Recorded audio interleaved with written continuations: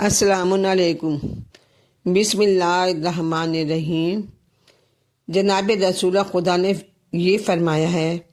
کہ ایسی دوسری کوئی قوم نہیں ہے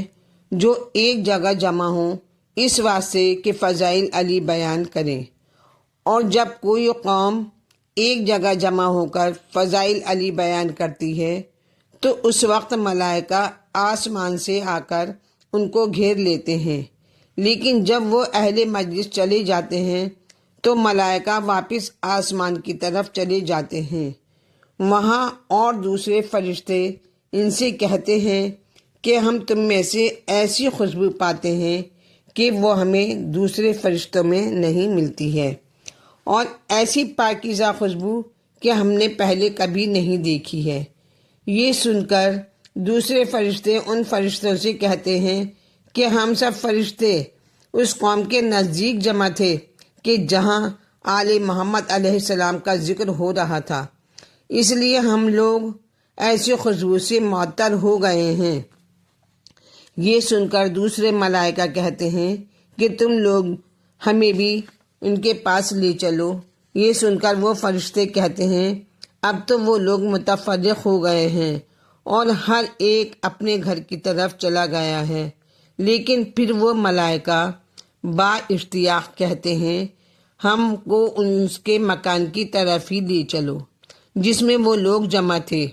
تاکہ ہم بھی اس مکان سے معطر ہو جائیں۔ امام جعفر صادق علیہ السلام سے منقول ہے کہ اللہ تعالیٰ کے چند فرشتے ایسے ہیں کہ وہ زمین پر پھرتے ہیں، اور جس وقت ان کا گزر ایسی جماعت سے ہوتا ہے جہاں فضائل آل محمد علیہ السلام ہوتا ہے تو فرشتے ایک دوسرے سے کہتے ہیں کہ کھڑے رہو، ہم کو اپنا مطلب مل گیا۔ لیکن جب وہ بیٹھتے ہیں یا اس امر میں شریک ہوتے ہیں اور پھر جب وہ اٹھتے ہیں اور جانے لگتے ہیں تو جو مومنین بیمار ہوں وہ فرشتے ان کی عیادت کے لیے جاتے ہیں، اور اگر وہ مر جائیں تو وہی فرشتے ان کے جنازے سے پڑھ جاتے ہیں، اور اگر کوئی غائب ہو جائے تو وہی فرشتے ان کی تلاش میں نکلتے ہیں۔ جناب رسول خدا نے حیات القلوب میں یہ ارشاد فرمایا ہے کہ تمہارے مرنے کے بعد تمہارے اعمال نیک و بد مجھ پر ظاہر ہوتے ہیں۔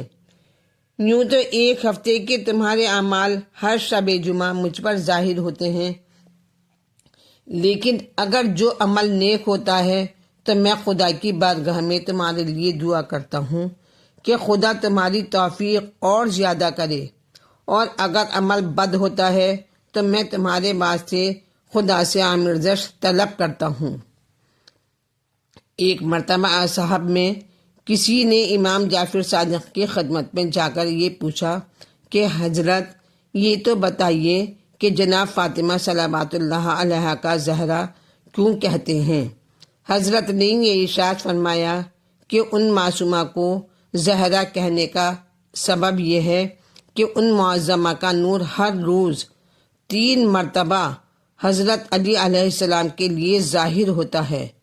اور جس وقت صبح کو جناب سیدہ نماز کے واسطے محراب عبادت میں کھڑی ہوتی تھیں اور لوگ اس وقت اپنے فرش خواب پر ہوتے تھے تو اس وقت معظمہ کی پیشانی اقدس سے ایک ایسا نور نکلتا تھا کہ مدینے کے تمام گھر اس نور کی چمک سے روشن ہو جاتے تھے، اور تمام گھروں کی دیواریں اس نور کی چمک سے نورانی اور سفید ہو جایا کرتی تھیں۔ بس تمام اہل مدینہ حیرت میں پڑ جاتے تھے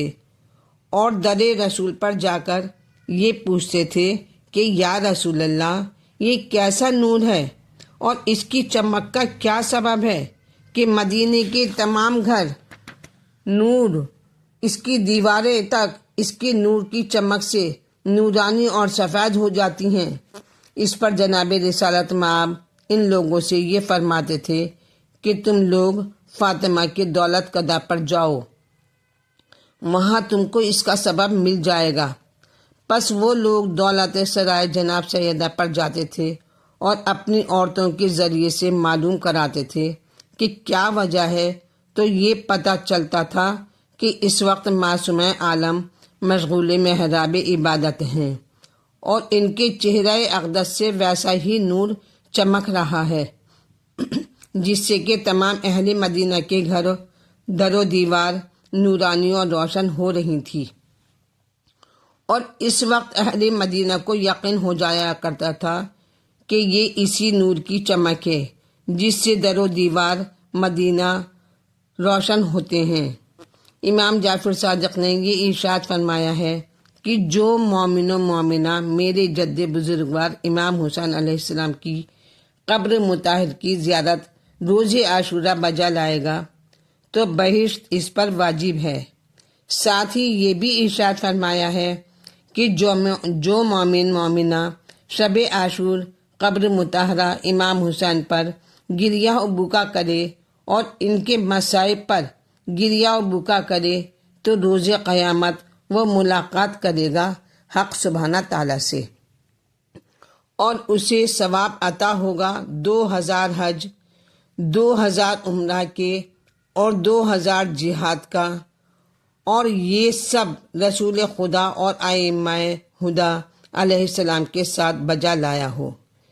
میرے مظلوم امام حسین مظلوم کربلا کا یہ ارشاد گرامی ہے کہ جو مومن و مومنہ میری شہادت کے بعد میری قبر کی زیارت کو آئے گا تو میں بروز قیامت اس سے ضرور ملاقات کروں گا، اگرچہ وہ شخص کسی وجہ سے اس روز داخل دوزخ بھی ہوگا۔ سبحان اللہ، کیا مرتبہ ہے زائرین حسین کا۔ میری اس ویڈیو کو جو لوگ بھی دیکھ رہے ہوں تو میرے چینل کو سبسکرائب کریں اور شیئر کریں اور لائک کریں۔ Thank you.